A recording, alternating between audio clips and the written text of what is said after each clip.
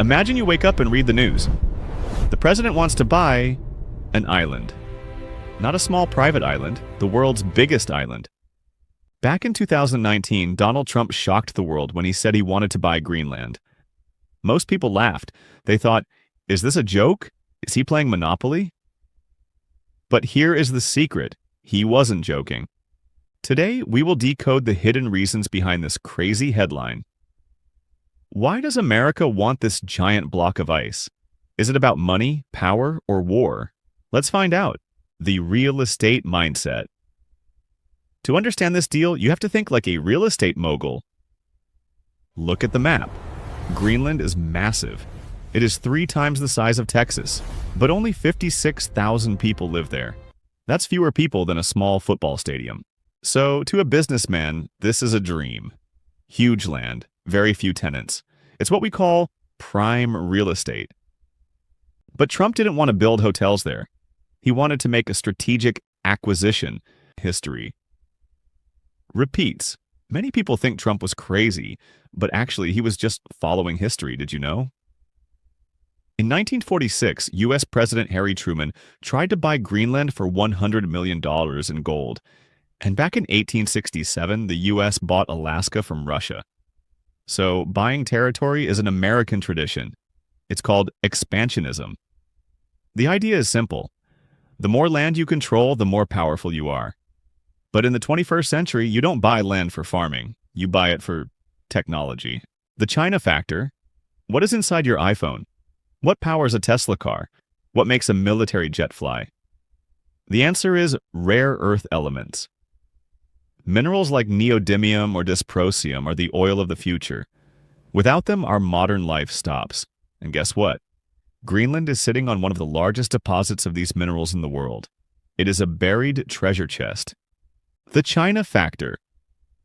Here is the problem. Right now, China controls most of the global market for rare earths. This makes the U.S. very nervous. It creates a vulnerability in the supply chain. If China decides to stop selling, American tech companies would be in trouble. So, buying Greenland is a way to break that monopoly. It's about securing resources for the next 100 years. The climate irony. Here is the sad irony. Global warming is bad for the planet, but it's good for business in Greenland. As the ice melts, 2 things happen. 1, it is easier to mine the minerals under the ice. 2, new shipping routes open up in the Arctic. Experts call this the untapped potential. The U.S. wants to be there before anyone else takes advantage of the melting ice. The polar strategy. Now let's talk about war strategy. Please look at this map from the top down. If a missile is fired from Russia to the United States, the shortest path goes directly over Greenland. This makes Greenland a buffer zone. It is the shield of North America. If you control Greenland, you control the gateway to the Arctic. The eyes and ears. Actually, the U.S. is already there. We have the Thule Air Base in northern Greenland. It has massive radars that act as the eyes and ears of the U.S. military. They scan the sky 24/7 for space threats and missiles. But owning the island is different. It ensures exclusive control. It prevents other countries from building their own bases nearby. The cultural clash. So the deal makes sense for money and war, but it failed. Why? Because of culture. The Danish Prime Minister called the idea absurd. She said, "You cannot buy a country. You cannot buy people." This is a clash between 2 concepts, transaction versus sovereignty. To the people of Greenland, their identity is priceless. Conclusion. So, to summarize, the U.S. is obsessed with Greenland because of resources, location, and defense.